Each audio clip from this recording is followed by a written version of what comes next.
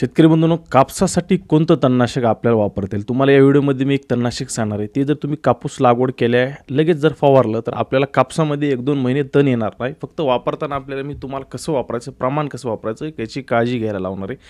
तरच तुम्हाला कापसामध्ये चांगला रिझल्ट ह्या तणनाशकाचा मिळणार आहे. खर्चही कमी आणि तुमचं कापसासोबत आंतरपीक तुरई असू द्या, सोयाबीन असू द्या किंवा मूग उडीद जरी घेतला असेल तुम्ही कापसामध्ये तरीसुद्धा जमणार आहे. आणि कापसासाठी धोकादायक याचं काहीच नाही. आणि तुमच्या प्लॉटमधले जेवढे पण गवतवर्गीय तण असतील, रुंद पान असेल, याच्यावर चांगलं नियंत्रण हे जे आहे ते तणनाशक करणार आहे. व्हिडिओला नक्की शेवटपर्यंत पहा, लाईक आणि शेअर करायला विसरू नका. आपल्या चॅनलला लगेच तुम्हाला फॉलो आणि सबस्क्राईब करायचं आहे, जेणेकरून तुम्हाला अशा महत्त्वाचे व्हिडिओ सर्वात आधी मिळून जातील. नमस्कार, मी ऋषी मोठे पाटील आणि तुम्ही पाहतात ॲग्री. शेतकरी बंधूंनो, तुम्ही बघत असाल की कापसामध्ये तण जर आले तर आपल्याला सुधरत नाही. खुरपणी पहिल्या दिवसापासून करायची वेळ येते आणि मग कापूस हा पीक खूप खर्चिक होतो. उत्पादन खर्चच गणित जुळत नाही, म्हणून बऱ्याच शेतकऱ्यांना कापूस परवडत नाही.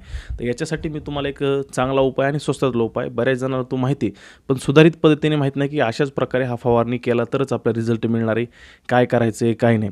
तर आता बघा, कापसासाठी इतर कुठलंही कापूस लागवड केल्यानंतर तणनाशकामध्ये उपलब्ध नाही, पण चांगला पर्याय दोन आहेत. एक आहे पेंडिमिथिलिन 30% EC फॉर्म्युलेशन आणि दुसरं जे नवीन जनरेशनचं आलेलं आहे ते 38.7% CS पेंडिमिथिलिन. तर हेच आपल्याला काय वापरायचं आहे, ह्यातलं पेंडिमिथिलिन 38.7% CS हे आपल्याला कापसासाठी लागवड केल्यानंतर लगेच 2 ते 3 दिवसाच्या आतमध्ये आपल्याला पूर्ण प्लॉटवर फवारायचे.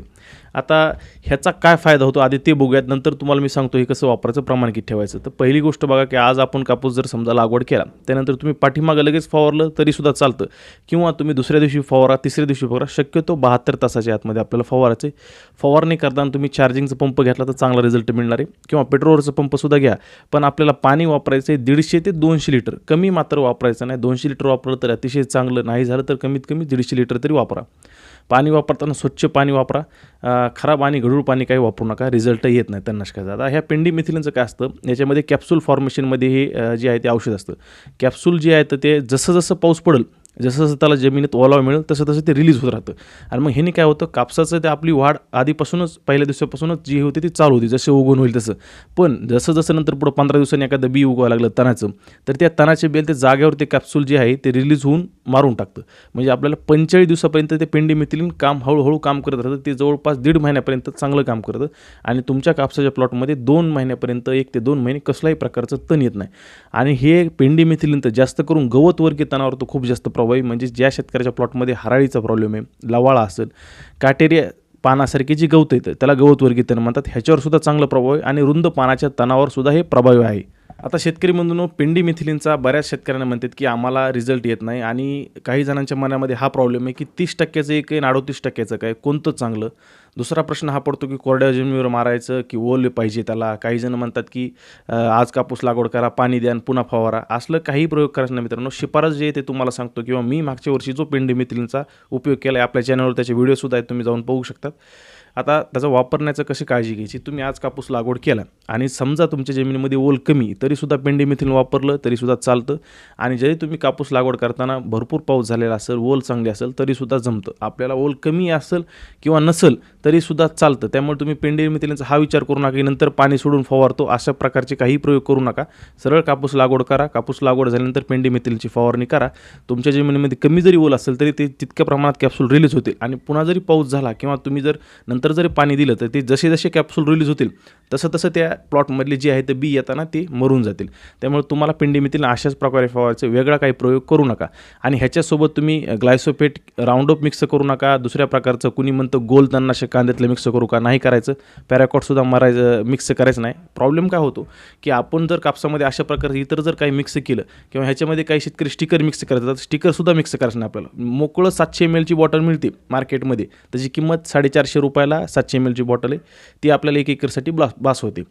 तर त्याच्यामध्ये इतर सिलिकॉनचं स्टिकर, साधं स्टिकर, राऊंडअप, पॅराकॉट, कुठल्याही प्रकारचं तणनाशक मिक्स करायचं नाही. मोकळं हेच वापरायचं, रिझल्ट चांगला मिळतो. आता पेंडिमिथिलिन 38.7% CSच का, याच्या आधी जे जुनं होतं 30%चं, हे मित्रांनो 1200 ml जवळपास 1 एकरला आपल्याला लागायचं. आणि ह्याचा रिझल्टसुद्धा महिनाभरासाठी असायचा.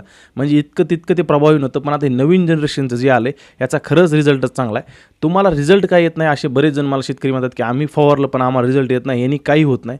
तर मित्रांनो, तुम्ही चुकीचं पद्धत आणि प्रमाण वेगळं वेगळं घेतलं असेल. तुम्हाला अशाच पद्धतीने नियोजन करायचं आहे. पुन्हा एकदा मी तुम्हाला थोडक्यात सांगतो, त्याप्रमाणे नियोजन केलं तर तुम्हाला चांगला रिझल्ट ह्या पेंडिमिथिलिनमध्ये भेटणार आहे. चांगल्या कंपनीचं पेंडिमिथिलिन घ्या. 38.7% CH असलेलं, 30%चं घ्यायचं नाही. पहिली गोष्ट ही तुम्हाला लक्षात आली. त्यानंतर दुसरी गोष्ट महत्त्वाची काय, की पेंडिमिथिलिन वापरताना आपल्याला 700 ml ची बॉटल 1 एकरसाठी वापरायची. त्या 700 ml मध्ये तुम्ही 2 एकर करायला जाऊ नका. तसंच तिसरी गोष्ट आपल्याला महत्त्वाची काय करायची, की फवारणी करताना कमीत कमी 150, जास्तीत जास्त तुम्ही 200 लिटर पाणी वापरू शकतात. पाणी जर कमी वापरलं रिझल्ट येत नाही. ही एक गोष्ट झाली, चौथा महत्त्वाचा मुद्दा. आणि पाचवा मुद्दा हा आहे, की शेतकरी बंधूंनी कापूस लागवड केल्यानंतर 2-4 दिवसांनी फवारायला बघतात तर रिझल्ट येत नाही. तुम्ही कापूस लागवड केल्यानंतर 48 तासाच्या आत जर फवारलं तर अतिशय उत्तमच आहे, किंवा जास्तीत जास्त 72 तासाच्या आत तुम्ही फवारणी करू शकतात. फवारणी करताना काळजी करू नका. तुम्हाला ओला कमी जरी असेल तरीसुद्धा रिझल्ट येणार आहे. त्यामुळे ती तुमच्या मनातली भीती काळगा. काही शेतकरी बंधूंना अजून एक गोष्टीमुळे रिझल्ट येत नाही, की काय होतं, की ते पेंडिमिथिलिनसोबत अतिरिक्त काहीतरी मिक्स करायला जातात आणि मग ते औषधाचं कॉन्सन्ट्रेशन आहे ते कमी होतं. मग कुणी स्टिकर मिक्स करतं, कुणी राऊंडअप मिक्स करतात, मिरा एकत्र टाकतं थोडंसं, का तर वरून तण उगून आले म्हणून. असे प्रयोग करू नका. तर तुम्हाला चांगला रिझल्ट या पेंडिमिथिलिनचा भेटणार आहे. आंतरपीक कुठलंही असू द्या, तुम्हाला त्याची काळजी करायची नाही. तुरीसोबत जमतं हे, उडदासोबत जमतं, मुगासोबत जमतं, सोयाबीनसोबत जमतं, कापसासोबत सगळ्या पिकासाठी चालतं हे. तर नक्कीच ह्या वर्षी पेंडिमिथिलिनचा वापर करा. पुन्हा उगवणी पश्चात जे तणनाशक आहेत कापसामध्ये खूप महाग आहेत. हिटवीड मॅक्स जे तुम्ही बाजारमध्ये बघता ते आज 3435 रुपयाला 1 एकरची बॉटल आहे. तेवढं खर्च करणं सोपं नाही. नंतर मग राऊंडअप मारायचं म्हणलं तरी आपल्याला काळजी घ्यावी लागते. कापसावर जाऊन जमत नाही, मध्ये काकडीमध्ये घालतं. त्यापेक्षा हा प्रयोग जर केला तर भविष्यामध्ये येणारे तण हे कमी येतील. खुरपणीचा खर्च वाचेल आपल्याला आणि कापूस आपला पहिल्या दिवसापासून चांगला सुधारलेला दिसेल. शेतकरी बंधूंनो, तुमच्यासाठी एवढ्या शेतीविषयक आणि महत्त्वाच्या माहिती देतो, तर चॅनलला आपल्या सबस्क्राईब आणि फॉलो करायला विसरायचं नाही. आणि व्हिडिओ जर आवडले असेल तर जास्तीत जास्त लाईक आणि ही शेअर करा. दुसऱ्या शेतकऱ्यांच्याबद्दल माहिती मिळेल. तसं शेतकरी बंधूंनो, ज्यांना कापूस पिकासाठी मार्गदर्शन हवं आहे, अधिक उत्पादन काढायचं, अशांसाठी आपण अतिशय माफक दरामध्ये सुविधा उपलब्ध केलेली. खालील दिलेल्या नंबरवर तुम्ही संपर्क करायचा आहे आणि तुम्ही या सेवेचा लाभ घेऊ शकता. सविस्तर माहिती तुम्हाला कापूस पिकाबद्दल मिळून जाईल. भेटूया पुढच्या व्हिडिओमध्ये. धन्यवाद. जय महाराष्ट्र.